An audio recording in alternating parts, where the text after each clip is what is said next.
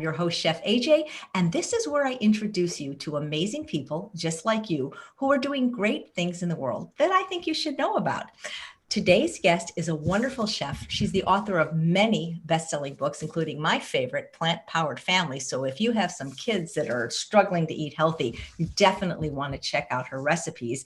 And she's somebody that actually looks as good as she cooks. She's really quite beautiful, in my opinion. And I've known her for a few years. I met her at Summerfest, and this will be my first time having her on the show. And she's going to make some delicious recipes, including a nut-free ranch dressing, which I'm really excited about. Please welcome to the show, Dreena Burton. Thank you so much for being here. Thank you, AJ, and you're very kind. You are also very beautiful. Thank you. Oh, you're kind to say that, but I don't know what you look like, somebody famous. Guys, who does she look like? Is it Elle Macpherson?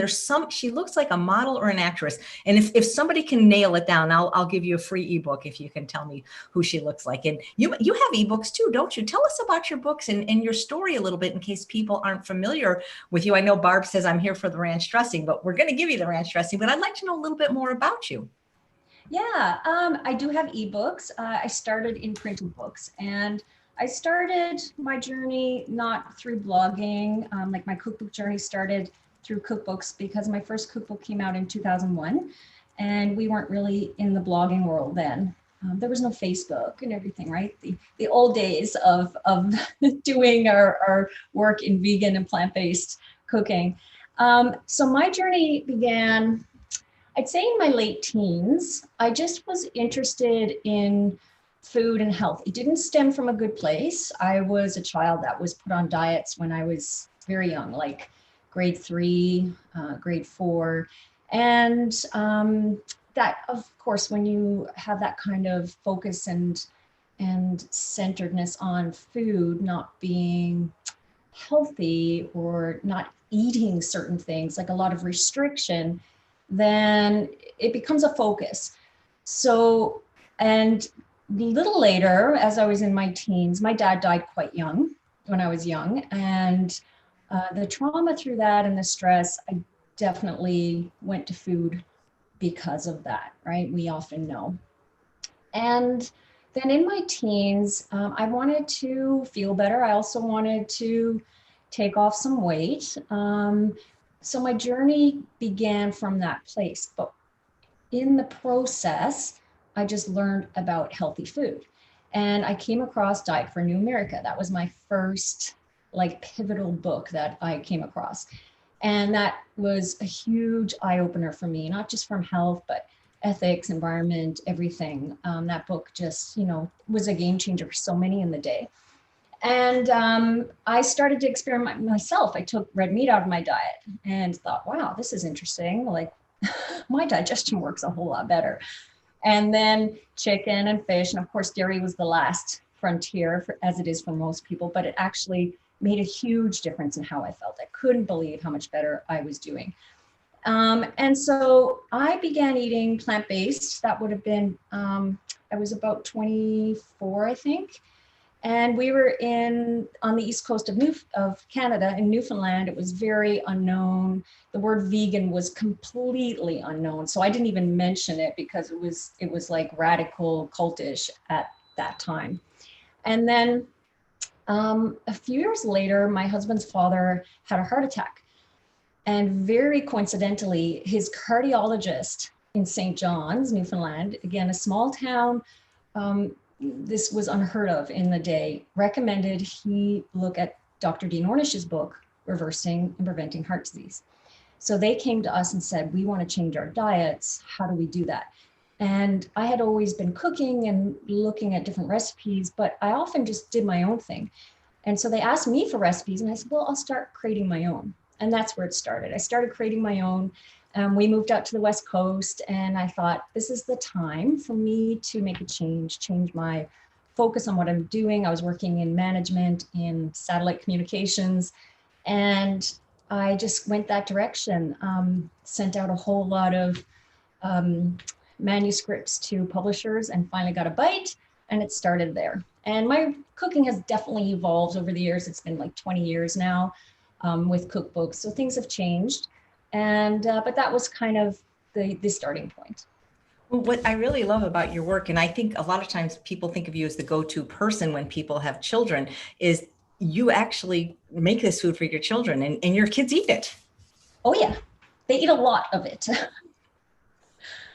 I have a hard time keeping up with food production now. When they're younger, it's interesting because when they're younger kids, they eat, but they're very small appetites, right? So they tend to nibble, they eat small amounts, and then they hit teen years, and it's like you're feeding a football team all day long. I'm just kind of cooking batches of things. So like there's a recipe in that book called chickpea nibbles, and it's one I make often. It's just roasting up some chickpeas with some seasonings.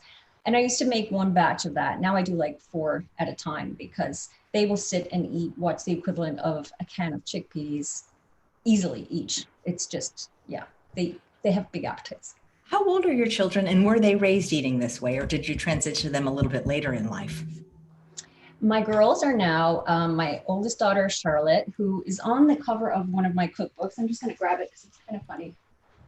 Because people remember this one. This was my second cookbook, and there she is there. So she was 2.5 there. And I remember when I wrote that book, I really had to teach myself a lot more about grains and beans, and not that I wasn't using them, but just get more variety and learn more. So she's now 19. And Bridget is my middle girl. She's 15. And Hope is my youngest, and she's 11. And yes, all raised on the diet. And there were no concerns from family members or doctors. Where are they going to get their protein? Are they going to grow? Oh, yes. Oh, yes. It was hard. I have to say, in the early days, it was really hard. We didn't have the resources online. PCRM was online, and I did get a lot of information there, but I heavily relied on Becoming Vegan by Brenda Davis and Basanto Molina. I would go to well baby visits and come home crying, like just stressed out. But I knew in my heart and my gut that this was right. And I thought, well, if I'm doing it for my health, why would I change that for my child?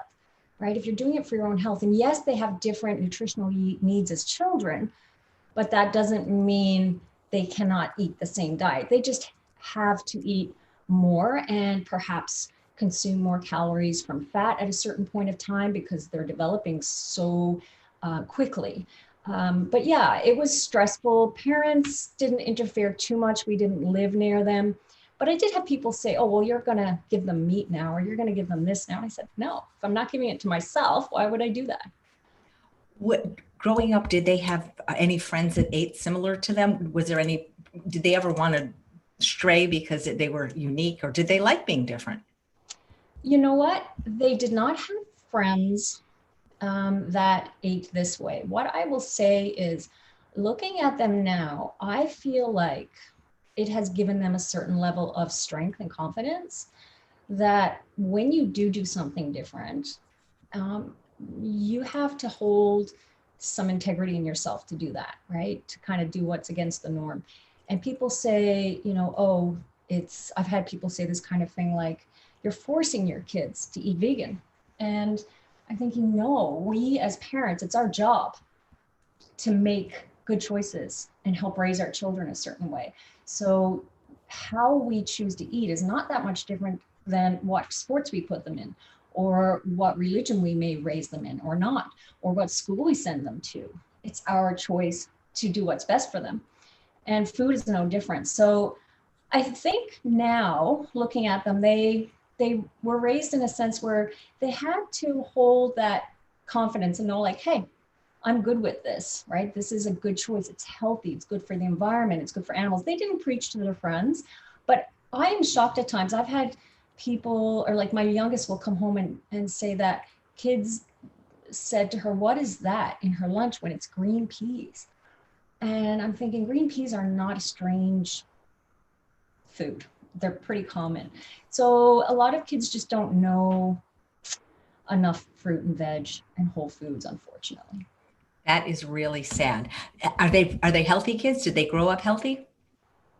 Yes, yeah, they're very healthy. And what I noticed with them is when they did get a cold or a flu, they recovered really quickly. Very few infections. Like, we did not have our kids on antibiotics very often, like maybe once or twice per kid for certain things, like, things that maybe get out of hand. But they have really robust immune systems. And I think kids sometimes are out of school for a week for a cold, and I'd find our kids would bounce back after a couple of days. It's just their immune systems were revved up and ready to heal, you know. Do they know why they're vegan now? And are they happy with that? It's a really good question. They do. I mean, they know that I came to it from a place of health, but they're also super connected to the animal compassion. And like my youngest is mortified when she sees kids at school just like step on worms or snails just for fun. It's like, why do that? There's like a cruelty involved in just wanting to do it for fun, right? Like squish that animal. They do, and they love it. And none of my kids have straight. Uh, they get to a point in teen years where they want to eat more junk. They definitely reach that point because their friends are doing it. They go to movies, they hang out, they do sleepovers, and it all comes out.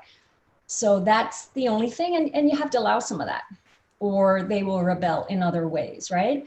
But they've always had the vegan alternatives and they love whole foods. My oldest was at university last year away, and they had vegan options, but they were really not the greatest and very oily. She felt awful and she could not wait to get home and just eat more fruit and veg and wholesome foods, because that was what they ate so much in the calf. Nice. Well, I want to just give you the results of the poll. Which Oh, famous actor, beautiful actress does Dreena Burton look like? So I've been writing it down. So far we have several votes for Kate Jackson from Charlie's Angels. We've got okay. Ellie McGraw, Lori Loughlin, Julia Roberts, Elizabeth Montgomery, who I adore, Kelly Preston, Carrie Fisher, Ellen Pompeo, a younger, prettier Mare Winningham, Gwyneth Paltrow, Mary Louise Parker. Elle McPherson gets the most votes, but my favorite comes from Colleen. You look like her hairdresser. Oh, that's who it is, Colleen.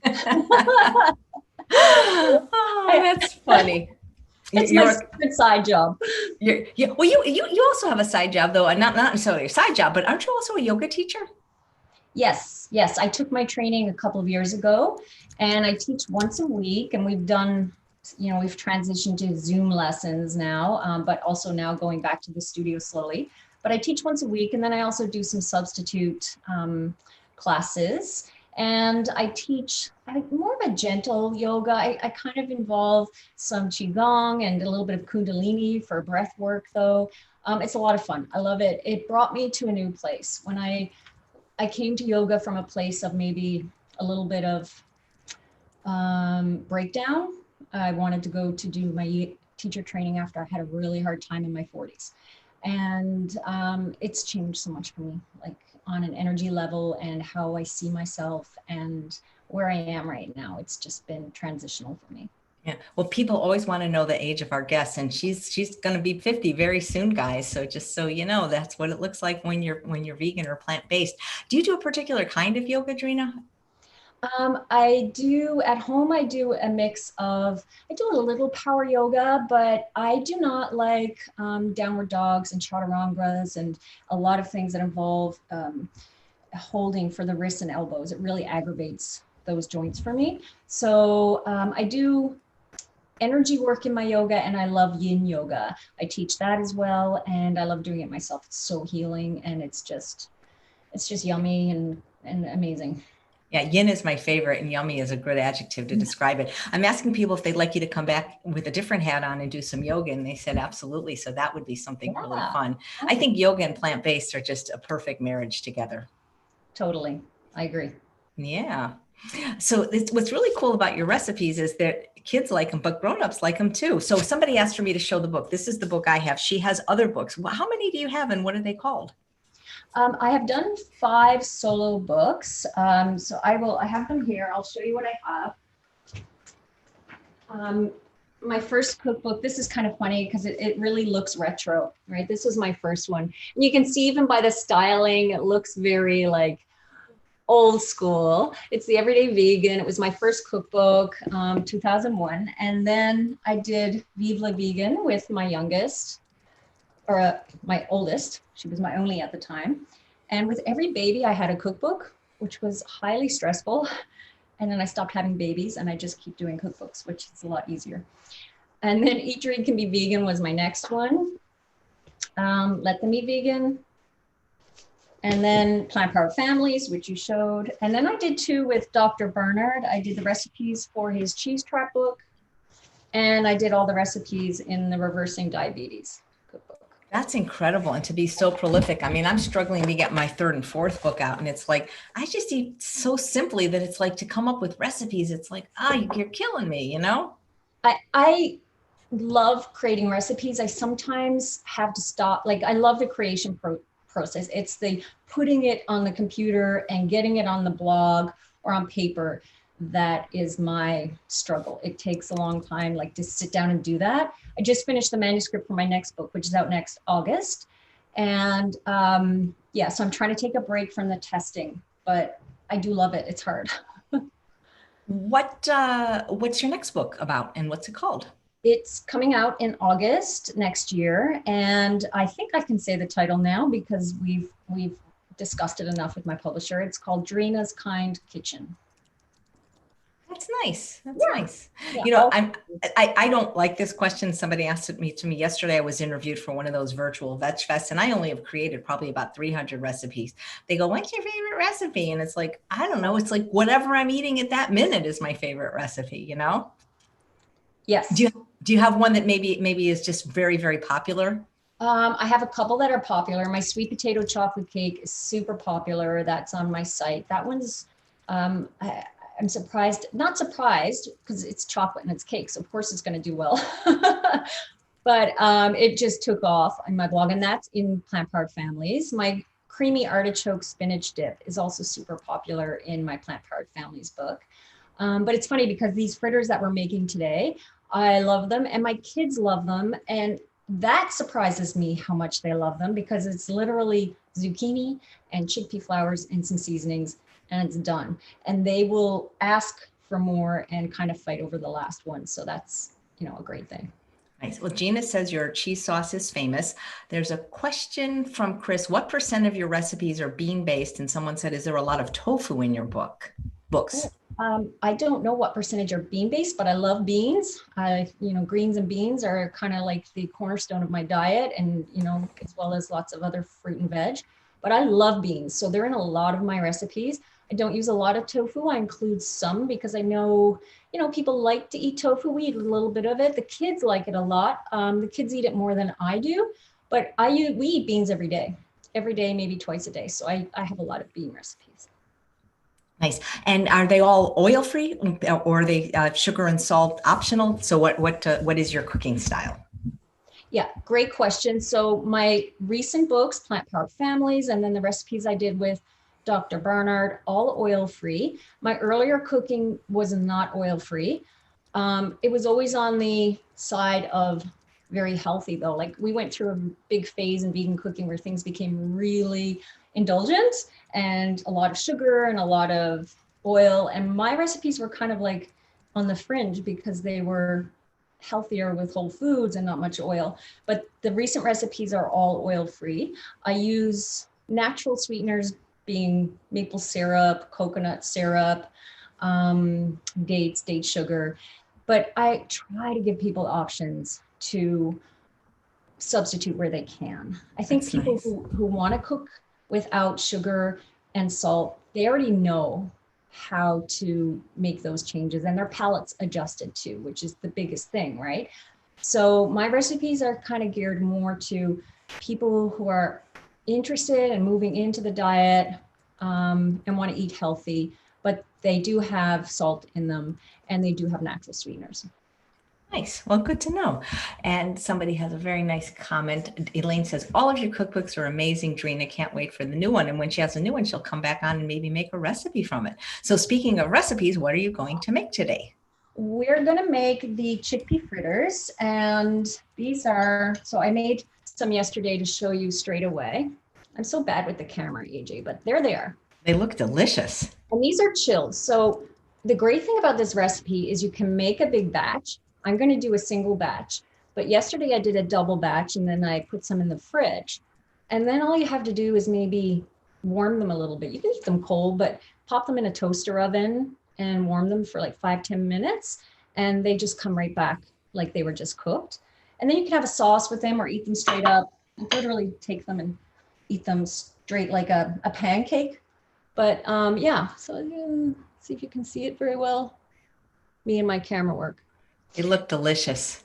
So we're gonna make those, and then I'll make the nut-free ranch. I'll move the camera now so you can kind of see what I'm doing. Okay, so we're starting with the fritters, and it begins with a little bit of tahini and lemon juice. So it's a tablespoon of each, and the recipe, I think you have it, Chef AJ. It's on my site as well. And you want to whisk that together. Now, if you didn't want to use the tahini, I think it'd be fine without, or you could probably even reduce it to maybe, I'm going to remove my bracelet because it's a bit noisy. So tahini really varies by brand. This one's very thick. Sometimes you buy tahini and it's really, really thin and buttery almost. But once you get it whisked well with the lemon juice, you can see it becomes like a paste. So you whisk that together. And then we're adding some seasonings and the zucchini. So this is 3 cups of grated zucchini. You can use a box grater, or you can just use your food processor. Yesterday, I used my food processor because I did a big batch. We have zucchinis growing in the garden now. So this is the time of year I wanted to do this recipe because this is the time of year that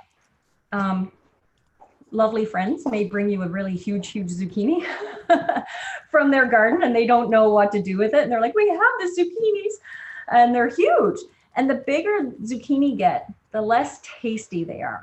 They tend to get a little bit spongy and not as sweet. So this is a recipe that works really well when you have those ginormous zucchini that are in the garden and you're not quite sure what to do with them. I also have a zucchini bread on my page. It's a chocolate zucchini bread, and that's a good one to use as well. And then we have some salt. If you want to omit the salt, you can. It's a ½ teaspoon. What the salt does, you can also maybe use a little bit of coconut aminos and omit the lemon juice, because what it does is it helps draw out the moisture in the zucchini so that when we mix in the chickpea flour, everything will bind and come together. And I've got to refer to my recipe. Everyone says, like, don't you remember your recipes? But after a while, no, you do not remember your recipes. I'm sure you get that. And I'm adding a little bit of dill seed. So you could change this and use cumin seed, dill seed.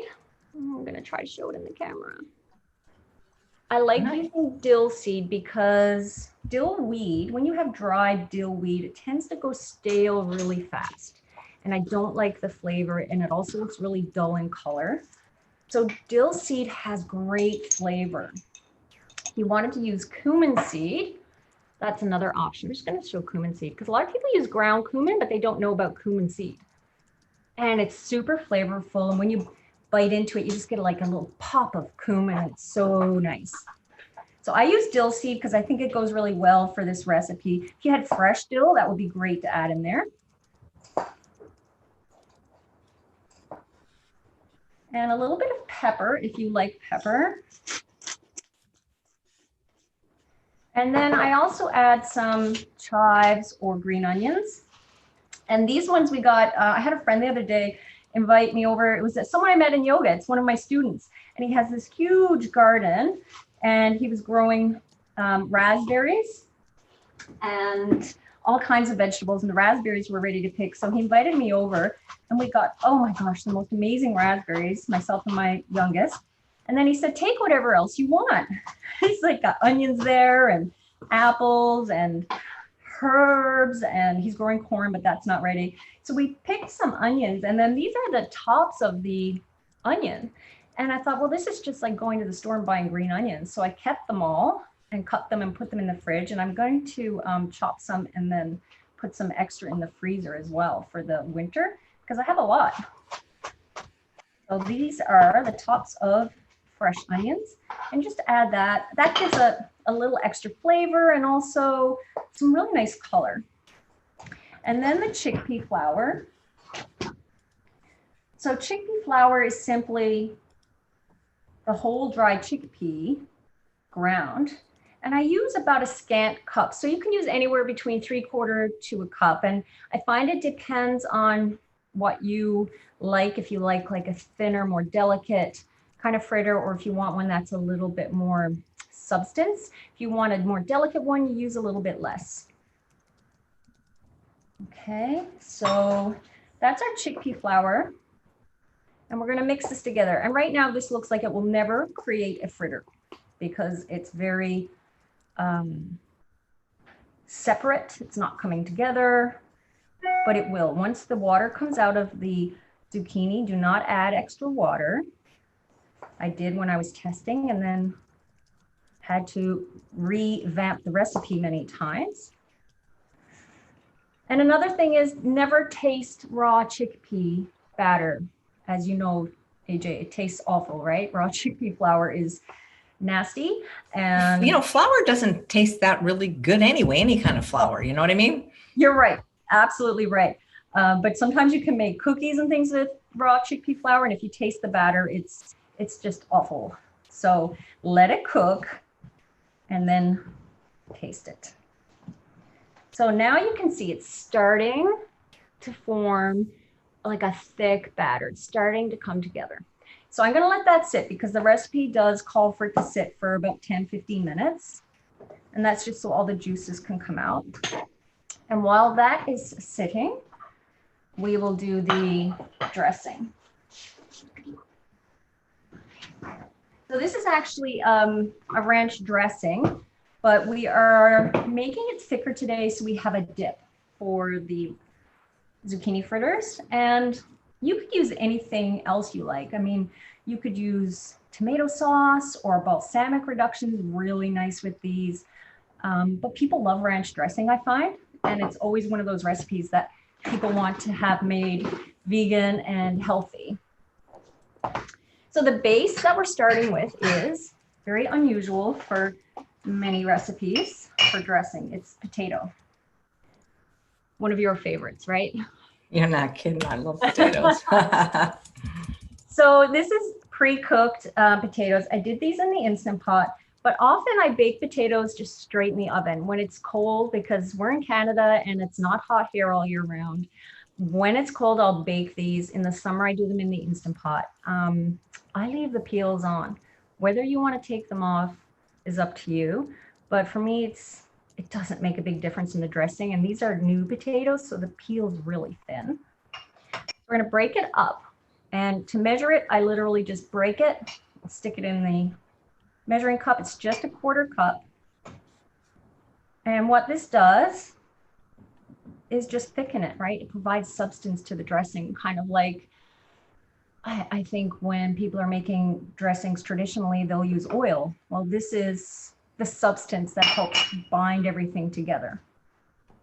And I use potatoes and sweet potatoes a ton in my recipes, especially in the new book. I kind of expect people to have them ready in the fridge, like from batch cooking. So I explain that in the book because they add such texture and body and flavor too, that it's one of those things, it's really good to have them on hand. So we're adding that to the processor or the blender, and I already have a tablespoon of tahini in there and 1.5 tablespoons of a non-dairy yogurt.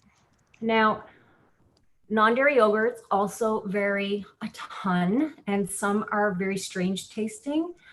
Some coconut yogurts taste too coconutty, and some are sweet when they're plain. So try to find one that is very neutral and like a traditional yogurt. Maybe you make it yourself.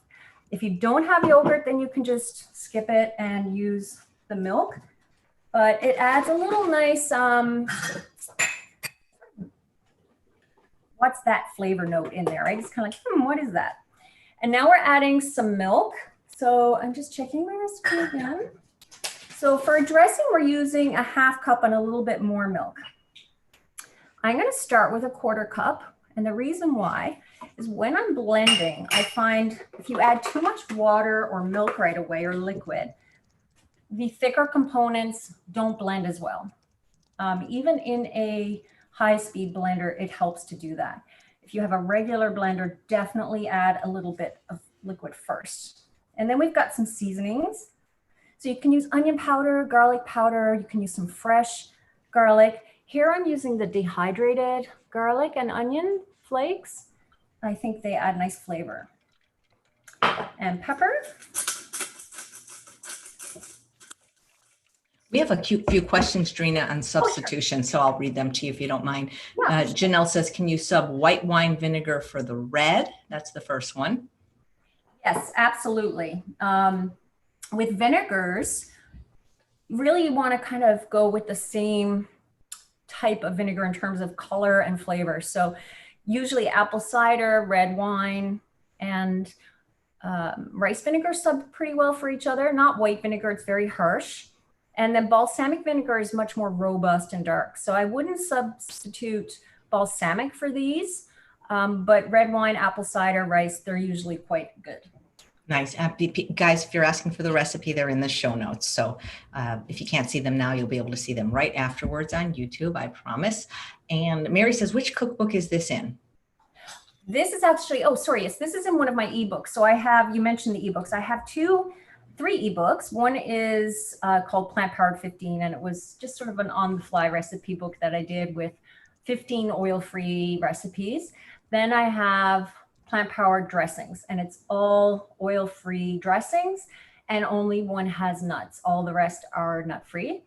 And I have a Plant Powered Snacks cookbook, which is also oil-free, and it has like popcorn recipes, because people always want to make good popcorn, right? With and how do you make it without oil? And it has all kinds of other snacks. So this one's in the dressings ebook, but you have the recipe there. And the other question is, what kind of yogurt are you using, and can you sub beans for the tahini? Okay, excellent questions. Okay, so first I'm just putting 2.5 tablespoons of red wine vinegar in there. I'll show you the yogurt I'm using. So I'm using this brand that we have. I don't know if you have it in the US. It varies quite a lot in Canada and the US. This is Riviera, and it's a plain coconut yogurt. It's a nice brand. It's not too pronounced in the coconut flavor. I do find that if you can get an organic soy plain yogurt, that has a really good flavor, but we have really not nice soy yogurts here. So this is one of the brands we have here. Nice. And we have one called So Delicious that has no added sugar, or that might be comparable. Yeah. Colleen wants to know if you can cook your fritters in an air fryer. Ooh, I have an air fryer and I haven't tried it, but I think they'd be great. Yeah. Oh, and the beans for the tahini. I think you could. I do find that just a tiny bit of whole foods fat in this dressing carries the flavor nicely.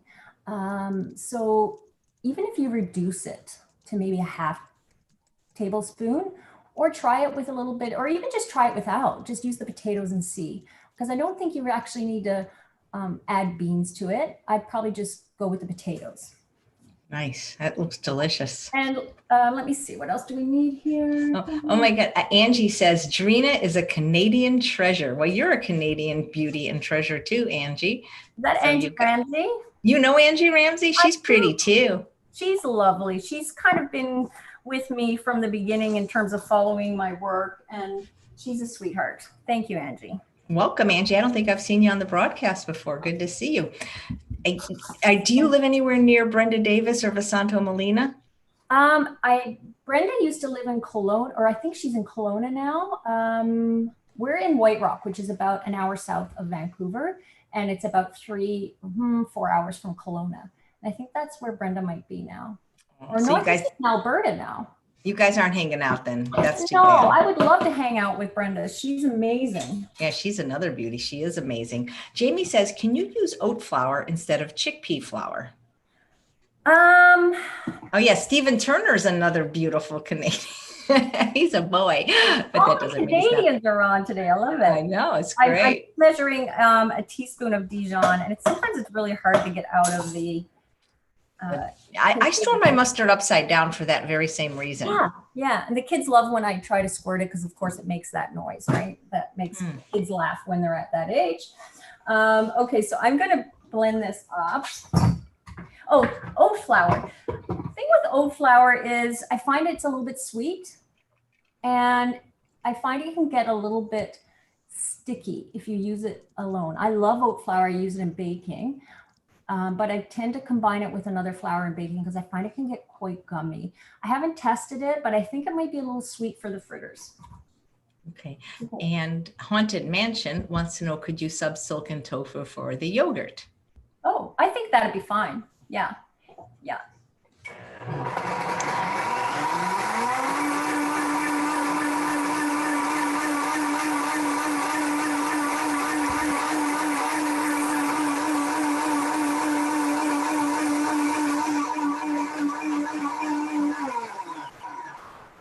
Okay, so I'm just seeing what a quarter cup is going to be like for a dip, and I think that might be enough. It always thickens more after it stands, so it's best to kind of experiment, use a small amount first, then see what you like. So the recipe for dressing calls for a half cup. I used a quarter cup here, and that seems to work pretty well. And I always recommend that people taste it because, you know, what I like in garlic and onion is not what everyone else likes, so you might want to have a little more. I don't think I put salt in that, so I'll put a little bit of salt. I've got a half teaspoon of salt in there, but again, if you don't want to use salt, then don't. And as an option, if you want a tiny bit of sweetener, you could put in like a teaspoon of maple syrup or date syrup.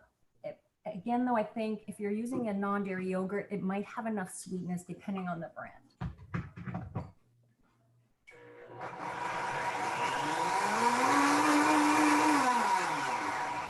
Okay, so I'm going to pour that out. I'm going to turn on my skillet as well. Okay,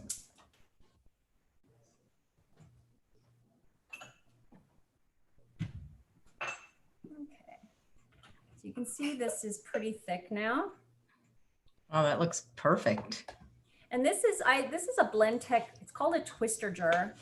And I find this is really, really handy for dressings. I use this pretty much most days. I use this or every like couple of days because I never buy my own. I never buy dressings. I always make my own. And it's really handy for that. Okay, so that's the dip. And now we're going to start cooking the fritters. And so here's the mixture now. You can see it's very, you know, it's very well combined now. It looks goopy, which is not a word you want to use for food, but that's what it looks like, and it will change as we cook it. So I'll tilt my camera and you guys can see the skillet back here. So when you're cooking non-stick or oil-free, you want a good pan. I'm using a Scan pan. Do you use a Scan pan? I don't, but I know that Mary McDougall uses them and speaks very highly of them. I use the same pan that I've had forever from Pampered Chef, which people, they leave nasty comments on YouTube because I guess it's non-stick, but you know, I made it to 60 with it. What can I tell you? I've had it for 30 years, so. Well, you know what? That's a testament to a good brand though, like in a good pan, because usually pans have a bit of a life, and depending on who's using it, like if my kids are cooking, they tend to scrape it. But this is a Scan pan, and that's how I learned about it. I saw it was like a seminar she was doing at a speaking event, and she mentioned it. So I looked into it, and it's quite good. But you want to get it preheated. And so I usually give it a few minutes. And I put it on about a medium-high heat. And then I use an ice cream scoop for my burger patties and fritters and things like that. It's a nice way to just kind of, one, scoop it up, but also gives a nice even measure if you want that. So I'm taking. Do you love kitchen tools? Because I tend to be a gadget junkie. I try not to go to those magazines because I will buy too many. And I do find that I tend to come back to the same things a lot. Like there's certain things you use all the time, and then other things that sit in the drawer. And they say, if you're not using it for a year or two, then get rid of it, like give it away. I use my blender every day, my food processor most days, a good chopping board. Mine's an Epicurean, and I really, really like it. It doesn't hold odors, and it's made from a recycled material. It's really nice. A good knife is important. Do you use do you have, I don't know, in Canada, do you have Instant Pot? Do you have one? I do have an Instant Pot, yes. And I use it mostly, I feel like I need to expand my horizons with the Instant Pot because I tend to use it mostly for stews, soups, bean dishes. I make an applesauce in it, but I know you can do so much more. So I kind of need to branch out with that a little bit. So I usually get about 5 to a pan. I have a very big skillet though. Mine is, I think it's an 11-inch. So I can do 5 or 6 fritters on there at a time. And then there's enough here left to do another batch, probably 4 or 5. And you want to let them sit for about 4 or 5 minutes. I tend to just pat them down a little bit, spread out the mixture. So use the ice cream scoop as your guide for how much you want to use, but then pat them down a little bit so the chickpea flour can spread out and cook. Because again, if that raw chickpea flour is in there, it doesn't taste good. So you really want it to evenly cook out. So Lisa says, is there a substitute for the tahini in the fritter recipe? You didn't put that much. I think it was like a tablespoon and a half. It was a tablespoon in the fritters and a tablespoon in the dressing.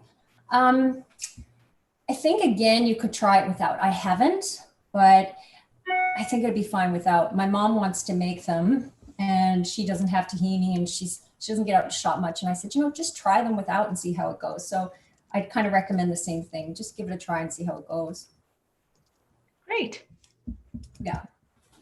So the biggest problem with these fritters is patience. Like anything that you're trying to set up on a skillet, try not to disturb it for a few minutes because it needs time to set up and get a little bit golden brown.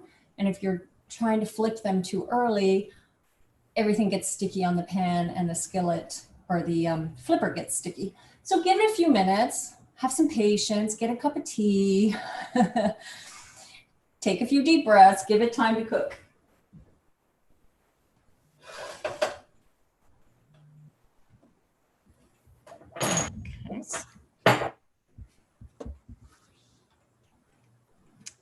Oh, I think somebody's allergic to sesame seeds, and that's why they asked for tahini sub.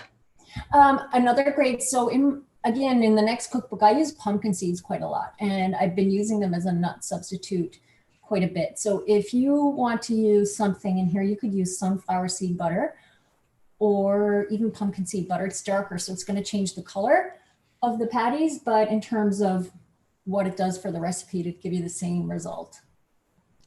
Cool. Nice. We have a question on what do you eat in a day? Oh, okay. Everyone wants to know that. They want to know that from everybody, even if the guest is doing something that has nothing to do with health and nutrition. It seems to be a common question. What do you do for food? What do you do for exercise? What do you read? And what do you watch on Netflix? That seems to be the top 4 questions.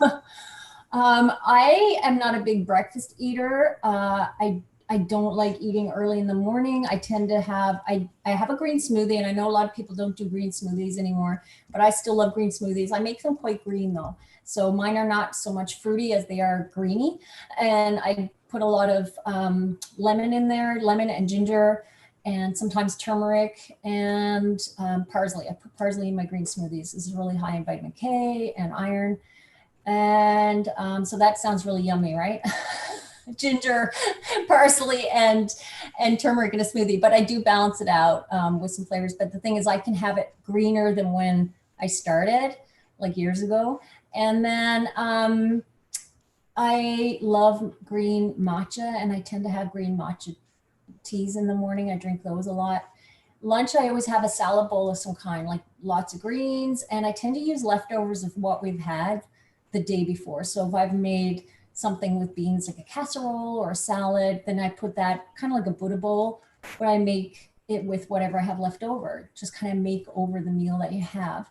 And then I add lots of veggies, sweet potatoes if we have them, that kind of thing. In the afternoon, I usually have some fruit, but I also love chocolate, and I almost have chocolate just about every day, like dark chocolate. I love it, and I don't skip it. Supper is always different, and it usually is based on whatever I'm testing, right? It could be pasta, or it could be rice and beans of some sort, or a potato dish, or burgers. It just really depends on what I'm doing and how much food I have to make for the family. So supper's the meal that varies the most, but lunches are always like big salad bowls, and I love that. Did you ever struggle with any weight issues? As a kid, I did. So I know I'm lean now, and I think I kind of grew into my body in my early teens. But I was like a chubby kid. I wasn't overweight, but I was a chubby kid. And that was the era where people did a lot of diets as groups. Like it was tops. I think my mother did tops and weight Yeah, loss. my mom did too. Take off pounds sensibly, and they taught her instead of pasta to use bean sprouts for the pasta. Oh, interesting. I didn't even know what top stood for. So Yeah, take off pounds sensibly. My mom did every diet, and she stayed fat till the day she died. yeah, my mom did too, and she's still she's overweight now, and I would have loved for her to kind of take on this diet, but it has to be a choice that you make yourself. You can't make anyone choose that, right? It has to come from a reason that you want to move into it. But yeah, I definitely, and then like I mentioned, when my dad died, I was 11, and it was a sudden death. So it really just kind of threw our family into a huge tumultuous time. And I put on extra weight then. But since my teens, I kind of, like I said, I grew into my body. But once I became plant-based and moved into my own forms of exercise, now it's not about how much I weigh. I don't have a weight scale. Since a kid, I said I'm never having a weight scale. I'm not putting one in my house. It's about how I feel and about being strong, feeling strong in my body. That's great. Jamie says, what kind of dark chocolate do you eat? Oh, any kind that is, any kind. I'm just flipping these, AJ. Sure. I love to try them all. I'm always looking at different brands and keeping some in the house. So there's a lot up there now. There's a brand I have down there now I can't remember the name. I'm sorry. There's so many now, as long as it's a good quality dark chocolate. And I do like ones that are fair trade.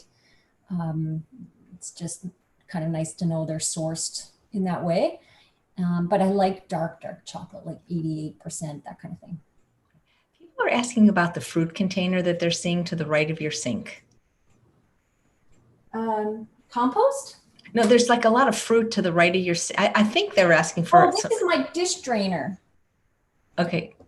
Okay, so when I do shops, produce shops, and I've talked about this on Instagram and a few places, I pretty much wash everything as much as I can. I do a quick wash of everything, and then it's ready for people to eat. And I also think it's really important to wash the rinds of fruit, like bananas. I will give them a quick wash, rinse. I just fill up the sink with a little bit of natural dish soap, sometimes a spray of vinegar, and just kind of get everything in there, dunk it, swish it around, rinse it, and in the dish drainer. I did a food safety course years ago and learned that people get a lot of food contamination through the surfaces of food. So like if you cut into a cantaloupe and it hasn't been washed on the outside, whatever's on that rind then gets cut into the flesh.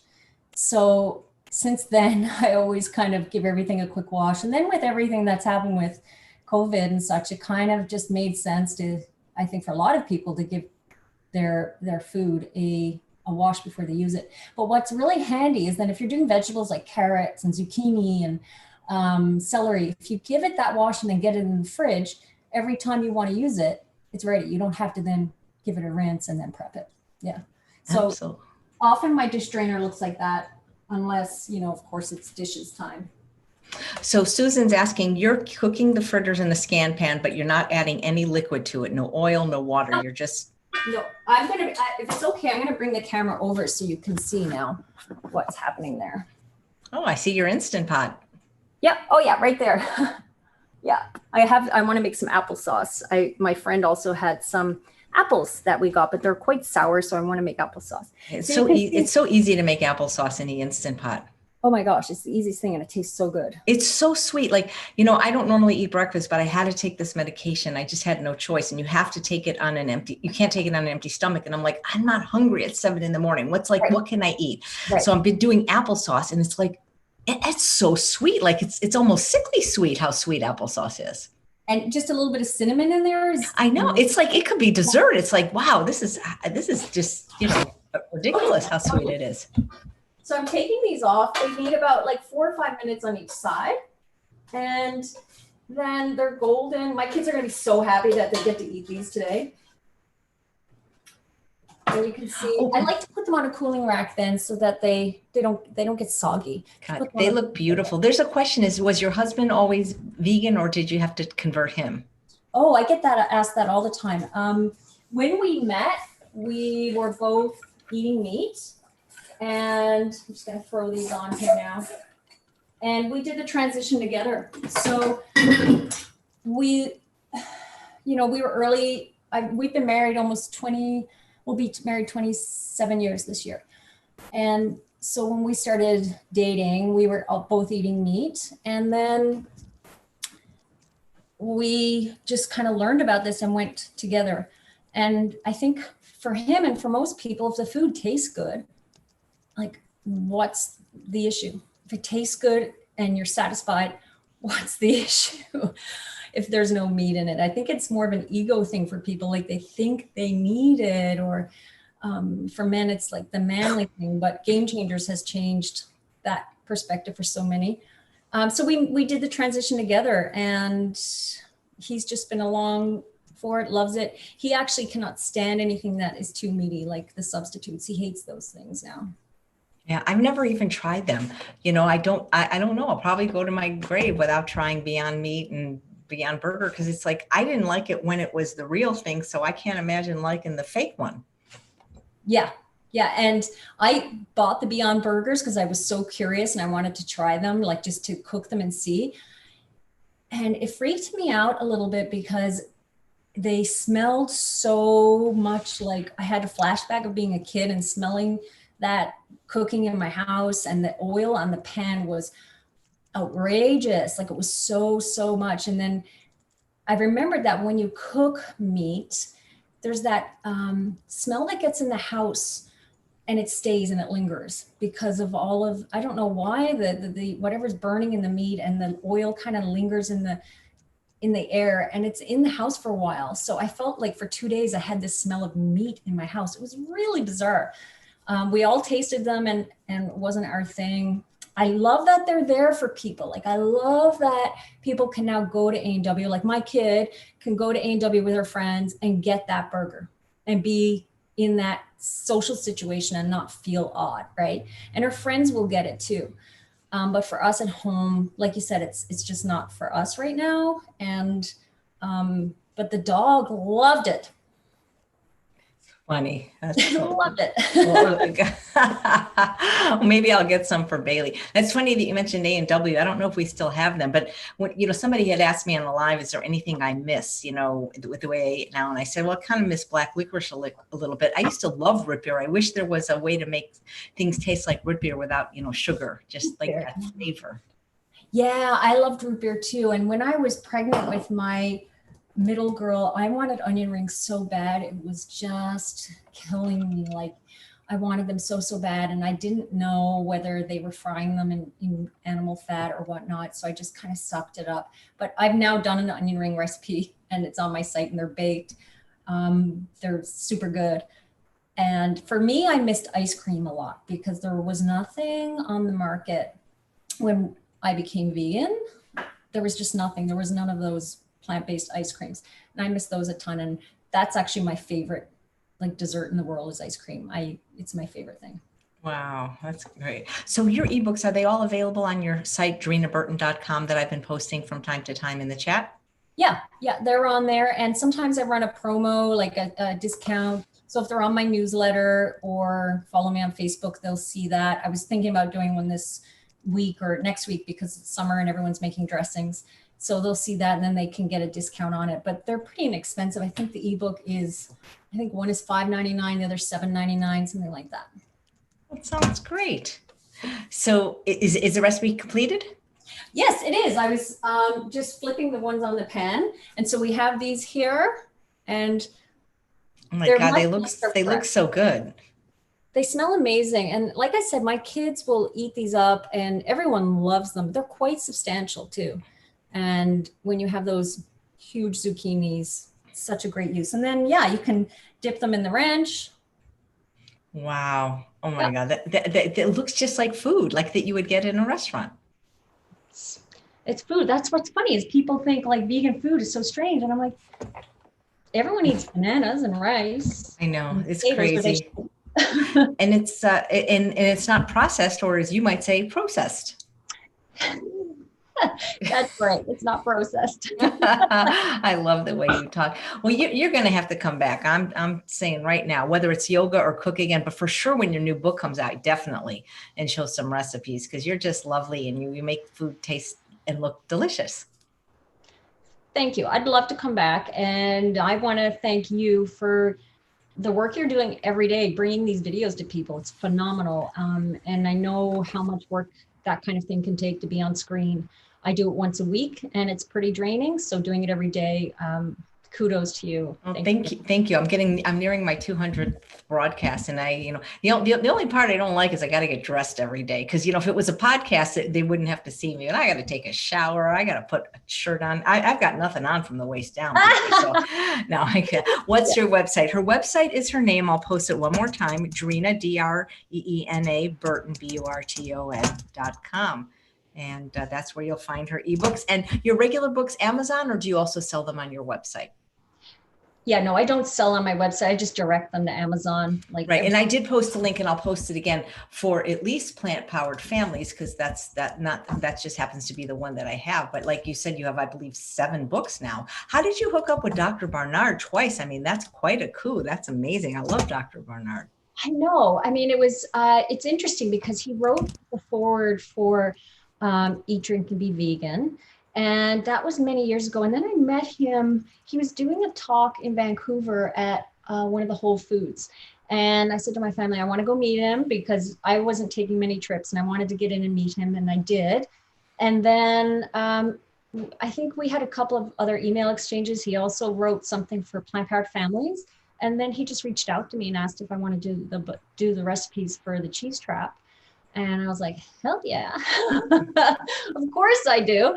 So it was quite an amazing, opportunity to work with him and create those recipes for sure. That is so cool. And every episode I learned something, even if it's just one sentence. And just what you said today about feeding a dog Beyond Meat, that is like a great idea because I struggle with getting Bailey to be vegan and I never even thought of that. That's hilarious. Yeah, why not, right? We give our dog a vegan food and he's a rescue. We have a rescue dog and also our cat we adopted, and they're like Jekyll and Hyde. They're like 2 polar opposites. The dog's really wound up and anxious, and the cat's super chill and lovely and calm.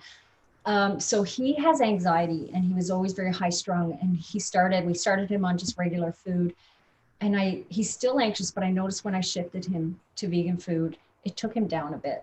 Not completely, but it did take him down a bit. Plus, I just felt better about it. And it didn't, creep me out giving him, because when humans get the bad stuff out of factories, you can imagine what animals get, right? They get the worst of the worst. And I think that's why a lot of animals get quite ill too. But he likes the vegan food. But yeah, why not try Beyond Meat?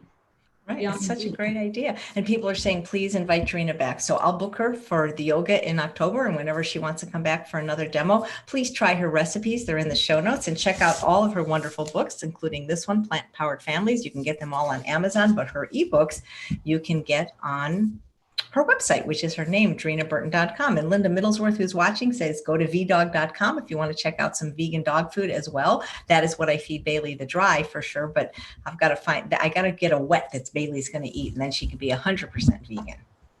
Yeah, that would be awesome, right? That'd be absolutely. Yeah. Well, thank you again, AJ, so much. I very much appreciate it. And we'll look forward to doing some yoga with you. Absolutely. Namaste. Namaste. And thank you guys so much for watching another episode of Chef AJ Live. Please come back tomorrow at the usual time, 11 a.m. Pacific time, when we have another wonderful cooking demo from Chef Katie May. She's going to be making Puerto Rican red bean stew, Caribbean salad with sweet chili dressing, and a tropical nice dream. Thank you again, Dreena. Take care. Bye. Thanks.